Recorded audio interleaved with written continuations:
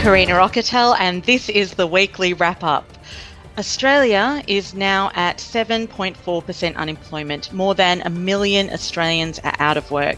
The real jobless rate is about 11.5% if people such as those who are still employed thanks to JobKeeper but not actually working are included. Given that Victoria represents a quarter of the country's economy, the fact that Melbourne are in lockdown yet again is devastating on so many levels. But the Victorian government did nothing to equip the state for a second wave, instead unrealistically suggesting that eradication was now their aim, not simply flattening the curve. Since the first nationwide lockdown, the difference between the Victorian government and the New South Wales government is like the three little pigs. Like a big bad wolf, the possibility of a second wave was, of course, a real risk that was openly flagged.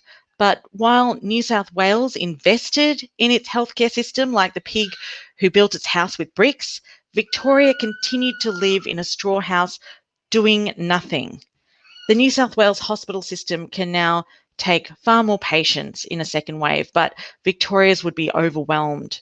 The Victorian government claims that the lockdown is to achieve eradication of the virus, completely at odds with the view of the rest of the nation. Suppression is our only option. As much as we'd all love to see it eliminated, it's an unrealistic strategy. You don't just shut the whole country down because that is not sustainable. Unless the Victorian government actually acknowledges its mistakes and learns from them, most notably its malfeasant administration of hotel quarantine by hiring ill-equipped private security, and unless the Victorian government stops focusing on its own internal branch stacking issues and takes action to fortify our healthcare system as New South Wales did, we in Melbourne will continue to find ourselves in lockdowns.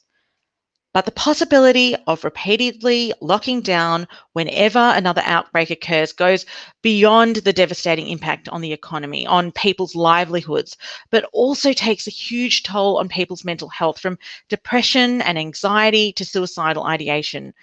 Rather than doing its job and looking after our state so that we can manage coronavirus, as the Deputy Chief Medical Officer has said, we have to be able to live with COVID-19.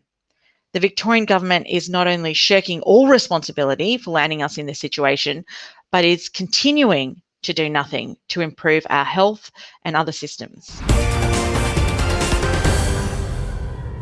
For years, those calling for a republic concocted a conspiracy theory that the Queen had knowledge and improperly played a role in the dismissal of then Prime Minister Gough Whitlam in 1975, and therefore, they say, we need an elected head of state. Now, those theories were blown apart this week with the release of Buckingham Palace's reply to then Governor-General Sir John Kerr's letter to the Queen on Whitlam's dismissal, which states, in not informing the Queen what you intended to do before doing it, you acted not only with perfect constitutional propriety, but also with admirable consideration for Her Majesty's position. But the Labor Party never let facts get in the way.